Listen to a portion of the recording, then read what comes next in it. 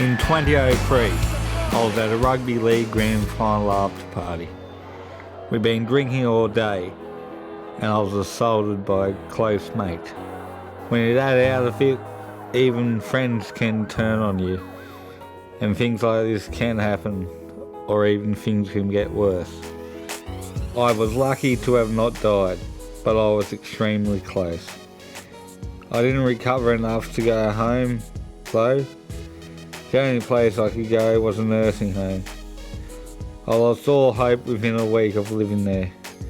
I was aching. I thought I'd be forced to live there for the rest of my life.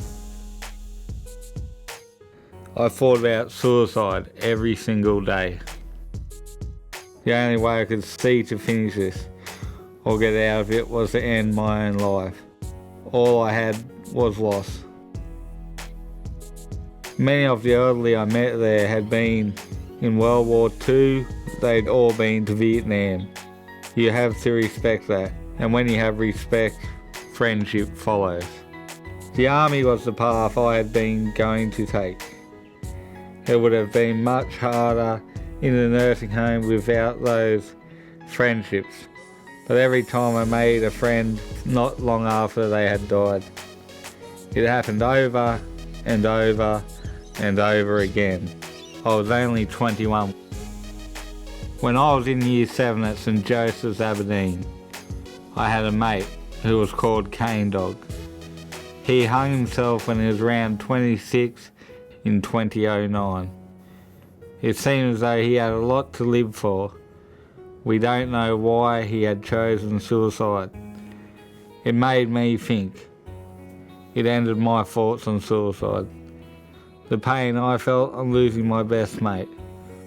I was still in the nursing home, but I knew I couldn't make another person, my family or my friends who had only just lost Kane-Dog, go through that pain again. After almost 7 years, I got out of that awful nursing home, and now I live in a purpose-built one-man unit where I'm able to do every single thing, like cooking, cleaning, washing and ironing. I choose my own clothing every day. I'm living and loving life. It's awesome. I go to the gym. I'm studying. I'm an active member of my local Waratah Rotary Club.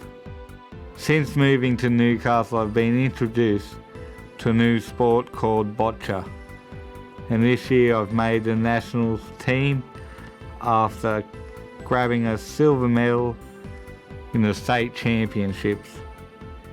Today I found out that Kane-Dog's death was because of suicide.